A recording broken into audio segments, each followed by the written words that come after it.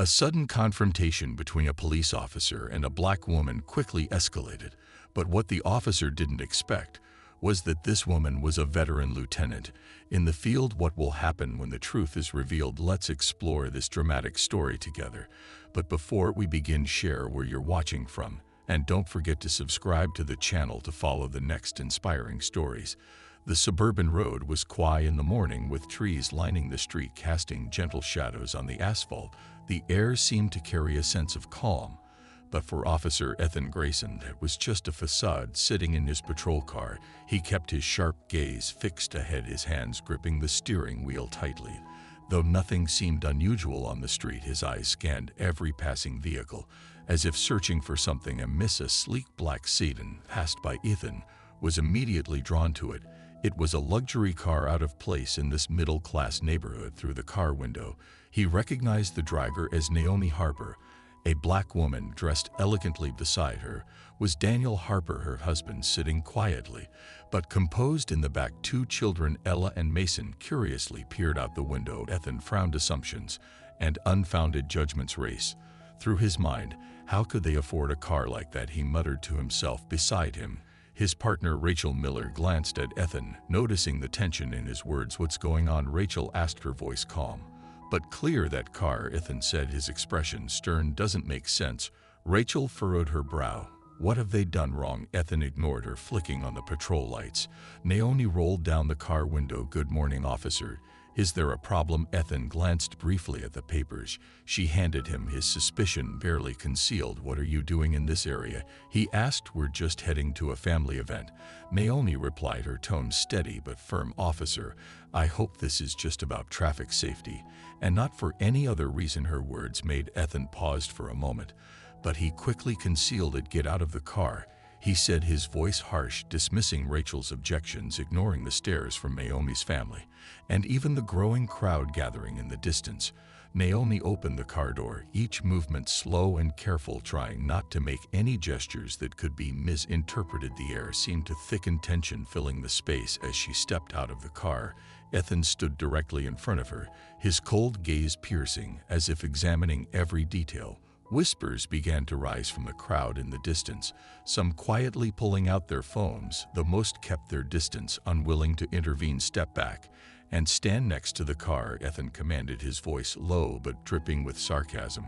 Keep your hands where I can see them. Naomi complied, her eyes quickly glancing toward Daniel and the two children. Both Daniel and the kids remained seated in the car, but she could sense her husband's worry through his gaze fixed firmly on her. Mason held Ella's hand tightly, both children looking down, almost trying to shield themselves from Ethan's stare. Ethan stepped closer, his eyes scanned the car once more, as if searching for any reason, any excuse to turn this encounter into an accusation. Nice car, he said, his voice tinged with mockery. Must have cost a pretty penny, huh? Or did you borrow it from someone? Naomi kept her composure. She took a deep breath before responding, her voice soft but firm. This car belongs to my family, officer. We haven't done anything wrong. Her clear answer made Ethan falter for a moment, but he quickly regained his tough exterior. Do you think I'm asking for your information, Miss Harper? He sneered, his tone sharpening. I'm here to maintain order, not to hear your excuses. Rachel, standing nearby, silently observed, but couldn't hide her unease. She could feel the pressure Ethan was putting on Naomi, based solely on personal body. Ethan, Rachel called softly, her voice trying to stay calm. They haven't done anything. I think we should. What you think doesn't matter, Rachel. Ethan interrupted, his gaze shifting to her with clear displeasure. I'm handling this. Ethan turned back to Naomi, his eyes narrowing, as though he were weighing something. There's one thing you should know, Miss Harper, he said, stretching out each word. If you don't cooperate, I'll find another way to make sure you explain yourself at the station. Ethan's words were a blatant threat. Naomi felt a wave of unease surge inside her, but she refused to let herself waver. I haven't done anything wrong, she repeated, her voice still calm, but now carrying a note of resolve. Daniel, still seated in the car, was tense, unable to sit still. He subtly shifted in his seat, his hand resting on the door, ready to step out if things escalated. Ella looked at her parents with worry her voice barely above a whispered, "Daddy, is Mommy okay?" Mason squeezed Ella's hand, but said nothing. Ethan circled Naomi, his gaze sweeping over every detail, her neat attire, expensive jewelry, and the immaculate condition of the car. He was trying to find a weakness in the armor to justify his actions. When he found nothing, he stopped directly in front of Naomi, slightly leaning in to make their eyes meet. "Listen," Ethan said, lowering his voice, but laced with threat here. "I have the authority to decide who stays and who gets taken away. And if you don't comply with me right now, I'll find a reason to take you to the station. Trust me, I can make it happen." From a distance, someone in the crowd shouted, "She hasn't done anything wrong." A few others silently raised their phones higher, trying to capture every moment, but there were still fearful glances from those around them, people unwilling to speak out, even though they could see the injustice unfolding. Rachel stepped forward, her voice clearer now. "Ethan, this doesn't need to go that far. We don't have any reason to shut up." Ethan snapped, spinning toward her, his voice rising, eyes flashing with anger. "I'm in charge here, Rachel. If you don't want to be reported for insubordination, then let me do my job." Ethan's words left Rachel standing still, but her unease was growing more apparent. She looked at Naomi, their eyes meeting for a brief moment. Naomi said nothing, but her GG was full of resolve, as if silently conveying a message: "Don't give up." Rachel felt it, and she knew what she had to do. In the distance, the crowd continued to murmur. The flashes from phone cameras blinked, capturing every tense moment. An older woman in the crowd sighed, shaking her head. "Not again." Once more the air felt heavier than ever, as if everything was on the edge of exploding. Ethan, Naomi, Rachel, and the crowd all stood at the threshold of a confrontation with an uncertain outcome. Rachel Miller stood silently behind Ethan, her hands lightly gripping the strap of her radio, her eyes scanning the scene before her. Naomi Harper, a calm yet resilient woman, was facing Ethan Grayson's threatening gaze. Rachel couldn't help but notice the imbalance in the situation. On one side was a woman and her family, showing no signs of danger. On the other, Ethan, her colleague of many years, now standing in front of her in a way she hardly recognized. Ethan seemed to be wielding every ounce of power at his disposal to break Naomi's resolve, his sharp words, prodding eyes, and deliberate delay tactics. None of it seemed like protect and serve anymore. It felt like covert oppression, or felt a lump form in her throat. But she didn't dare speak out. In Rachel's mind, the reason she had joined the police force became clearer than ever. When she was younger, full of passion, she had vowed to protect those who couldn't protect themselves, and to bring justice to all. But now, standing in the middle of this clear injustice, she felt bound by the pressure of a colleague who held so much authority over her. Ethan had always been a tough officer, but recently he had changed. Rachel remembered the times Ethan had spoken about a fallen colleague, about his helplessness and anger toward a system that had abandoned them. It seemed that loss had pushed Ethan into a spiral of unchecked control, where he now judged others based on prejudice rather than facts. But that could not justify his actions today. "Ethan, we have no reason to hold them up like this," Rachel said, her voice trying to remain calm but not conceal her doubt. Ethan spun around, his eyes flashing with irritation. "Rachel, this is none of your business. Don't interfere." Rachel stared at him, a surge of dissatisfaction welling up inside her. "None of my business," she thought. "Then what is justice, if it's not everyone's business?" Ethan stepped closer to Rachel, his voice dropping, but still filled with authority. "Listen, Rachel, I know you think you're doing the right thing, but the right thing here is for me to handle this situation my way." Rachel bit her lip, her eyes locking with Ethan's as she tried to find some trace of reason in them. But all she saw was a solid wall of arrogance and power. "So this is how we work now," Rachel said, her voice trembling slightly, not from fear, but from the internal conflict that was rising within her. "We use this badge to make others feel inferior." Ethan smirked, his expression dismissive. "You're still too young, Rachel. This is the real world. Don't let those naive ideas get you fired." His words felt like a slap to the ideals Rachel had held on to since she entered the force. She felt her throat tighten, guilt flood in her heart. If she stayed silent, she would become an accomplice. But if she spoke out, she knew Ethan had the power to end her career. Rachel lowered her gaze, her eyes briefly glancing at the badge pinned to her chest. That badge had once symbolized fairness, the responsibility to protect the vulnerable. But now it was a shackle binding her to silence. She recalled the words of a close friend who had left the force. Because they couldn't bear the corruption within the system if you don't stand up. Who will that phrase echoed in Rachel's mind. She took a deep breath, her eyes drifting toward Naomi, the woman standing tall, even though the situation was not in her favor. All right, Ethan spoke, his tone deliberate, as if trying to emphasize his control. Miss Harper, I think we need to take a closer look, so you won't mind if I search your car, right? Naomi took a deep breath, her voice steady. Unless you have a warrant, officer. I don't believe you have the right to do that. Ethan smirked, his eyes gleaming with challenge. You think so? I'm sure I can find a reason to take you in and make everything legal, but I'm giving you a chance to cooperate. Rachel couldn't stand by any longer, her hands clenched at her sides, then released, and she stepped forward. Ethan, this has gone too far, she said, her voice now no longer a plea but a declaration. The tension in the air was suffocating. Ethan turned back, his eyes darkening, but Rachel didn't look away for the first time. She felt no fear of him in Naomi's eyes. Rachel saw a flicker of hope, and that was enough to give her the courage to move forward. The tension between Rachel and Ethan seemed to freeze the air, but Ethan quickly turned back to Naomi, clearly unwilling to back down. Cooperate, or I'll have to take further measures, he said, his voice drawn out in a threatening tone. His eyes gleamed with danger, as if trying to push everything past the breaking point. Naomi, still composed, took a deep breath. Officer, I've complied with all your requests. If there's no legal reason, I believe I have the right to return to my car with my family. Ethan didn't respond immediately. He stared at Naomi, his gaze sweeping over the car once again, as if evaluating the situation. In Ethan's mind, the pressure from the crowd and Rachel's words felt like an invisible weight pressing down on him.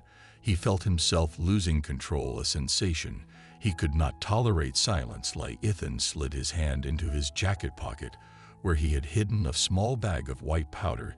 His movements were subtle enough that Rachel didn't notice. As he stood before Naomi, the bag slipped from his hand and fell to the ground a few steps away from Naomi's feet. On glanced down, a smug smile curling on his lips. So this is why you're so nervous, he said, his voice dripping with mockery. He pointed at the white powder on the ground, his eyes gleaming with triumph. You were trying to hide this, huh? Looks like I was right. Naomi looked down at the bag, her eyes widening in shock. For a moment she couldn't find the words, but then a rush of anger filled her. What are you doing? She asked, her voice seething with fury, but still trying to remain calm. That's not mine, and you know it. Ethan shrugged, his hands clasped behind his back, feigning innocence. I'm just doing my job. And now it seems we have a much bigger problem, don't we? Rachel took a step back, her eyes fixed on the bag of powder. Though she hadn't seen Ethan's actions, clearly she sensed something was off. A deep unease stirred within her, but she still didn't know how to speak up. From the car, Daniel Harper had been watching the entire situation unfold. When he saw Ethan point to the bag of powder and heard the baseless accusation, he couldn't stay quiet any longer. Daniel opened the car door and stepped out, moving quickly toward Naomi, with determination in his eyes. Hold on, Ethan said, raising his hand to stop Daniel. I suggest you get back in the car and stay where you are unless you want me to think your entire family is involved. Daniel stopped, his gaze full of fury as he looked at Ethan. What are you doing? He asked, his voice deep and controlled. I've been sitting in the car, letting you do your job. But now you've crossed the line. Ethan sneered, lowering his voice dangerously. Look, buddy, I'm trying to handle this professionally, but if you keep interfering, I can't guarantee this will end well for your family. Ethan's vague threats thickened the air with tension. Daniel stepped forward, standing protectively in front of Naomi, his hand gently resting on her shoulder, as if to shield her from Ethan's oppression. Ella and Mason, from inside the car, looked at their parents with worried eyes. Ella squeezed Mason's hand and whispered, "What's happening?" Mason didn't answer, his gaze locked on his father, as though waiting for something to explode. Now took a step forward, her eyes meeting Ethan's strong and unwavering. Officer Grayson, I demand that you stop right now. That isn't mine, and you know it. If you continue, I won't just protect myself, I'll make sure your misconduct is exposed. Ethan smirked, but inside he could feel Naomi's defiance drawing the attention of the growing crowd. Some people started shouting, others stepped claws, holding up their phones to record everything unfolding. He could hear a voice from the crowd rise, "She's done nothing wrong. This is harassment. Rachel, standing to the side, felt that things had gone too far. The pressure from the crowd, Naomi's determination, and Ethan's increasingly blatant behavior made it impossible for her to stay silent any longer. But she still needed a moment, a valid reason to intervene. Rachel felt her chest tighten, not just from Ethan's actions, but from her silence. Her eyes remained locked on the white powder on the ground, her mind swirling with memories she had tried to forget. She recalled the first time she had witnessed Ethan cross the line, a traffic stop 3 years ago. At that time, Ethan had interrogated a young black man, forcing him out of his car. Without a clear reason, Rachel had stood just a few steps away, seeing the injustice right before her eyes. But when she had tried to speak out, Ethan had turned his sharp eyes, warning her not to interfere. "Don't mess up our team, Rachel," he had whispered, just loud enough for her to hear, but not for anyone else. "You don't understand how the world works." Ethan's words had weighed heavily on her, and she had chosen to stay silent. The man had been detained overnight, but released the next morning for lack of evidence. That incident was never mentioned again, but it lingered in Rachel's mind like an unhealed wound. Now, watching Ethan repeat the same wrongful behavior with Naomi, Rachel felt she couldn't stay an outsider any longer. The image of the young man from years ago flashed in her mind, and with it the burden of regret. Rachel clenched her fists, asking herself, "If I don't stand up now, who will I be? Just someone who watches, or someone who dares to change?" Other memories flooded her mind. The day she swore to join the police force, her heart full of ideals and passion. She wanted to protect the vulnerable and bring justice, but time and internal pressures had made her forget her original purpose. Rachel took a deep breath, her eyes meeting Naomi's, the woman standing firm despite the oppression. Naomi's gaze seemed to send her a message: "You are not alone." Rachel's heart swelled with new resolve. This wasn't just about Naomi, it was about her too, about the ideals she once cherished. This time, she knew she wouldn't stay silent. "Ethan," Rachel spoke, her voice now clear and strong, "I think we need to stop here. They aren't a threat, and that's not enough to justify any of our actions." Ethan turned around, his eyes flashing with anger. "I told you, Rachel, if you don't want to get caught up in this, step back. Let me do my job." Rachel looked at Ethan, and for the first time she didn't feel afraid of him. She felt it was time to do the right thing. But before she could say anything more, Naomi spoke, her voice carrying across the crowd. "You can threaten me, Officer Grahan," she said, each word clear, "but I will not back down. I know my rights, and I know what you're doing is wrong." Naomi's powerful words rang out like a tolling bell, shaking the already tense atmosphere, which seemed ready to erupt. Ethan Grayson stood still for a moment, the usual smirk vanishing from his face. His eyes flared with a mix of frustration and surprise, but soon enough his expression hardened into cold indifference. Once again, Rachel Miller, standing behind Ethan, could feel that everything had crossed a line she never thought she could accept. She had stayed silent long enough. The suffocating feeling in her chest grew stronger as memories of Ethan deliberately dropping the bag of white powder flooded her mind, an act she could no longer justify. "Ethan," Rachel called, her voice firmer than before, "I think we need to stop this right now. This isn't right, you know that." Ethan turned around, his eyes burning into Rachel. "What are you talking about, Rachel?" He stepped toward her, lowering his voice, but making it laced with threat. "You'd better think carefully before you speak. Do you want to go against me? I don't think you're prepared for the consequences." Rachel clenched her fists, feeling her breath become heavier. She knew Ethan's words weren't just empty threats. Over the years, she had witnessed how Ethan dealt with anyone who dared to stand up to him. The rumors about him using his high connections to protect himself weren't unfounded.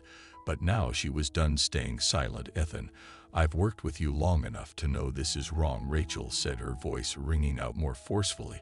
"I can't stand here and pretend I didn't see you set this up. If you continue, I will report this." Ethan raised an eyebrow, as if Rachel's words barely registered with him. He turned to Naomi, flashing a faint smile. "You think my team is going to do anything? You don't understand how the world works." From the crowd, a man shouted, "This isn't the first time he's done this." An older woman added, "My son was falsely arrested like this."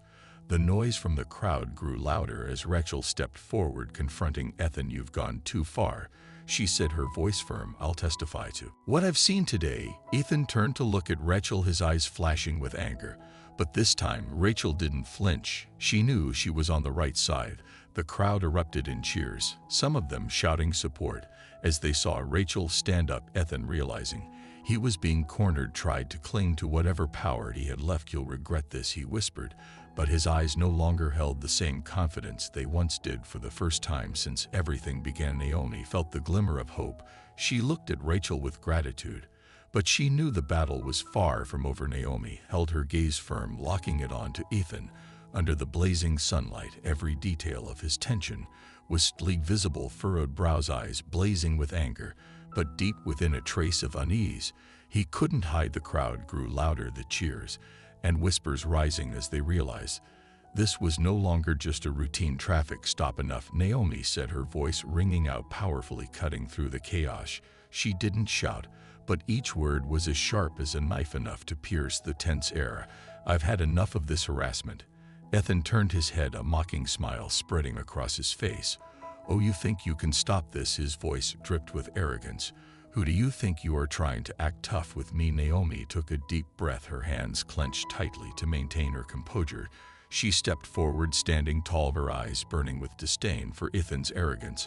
"I am Captain Naomi Harper," she said, each word crystal clear and sharp as a blade. "And I have served in the police force for over 15 years. Her words struck like a thunderclap in the crowd. At a brief silence fell, as though no one could process the revelation. But soon after, murmurs began to spread and then erupted into astonished cheers and applause. "She's a captain," someone shouted from the crowd. "How dare he treat her like that?" Rachel's eyes widened in shock. She hadn't known Naomi was a captain. A wave of respect filled her heart, but she quickly regained her composure.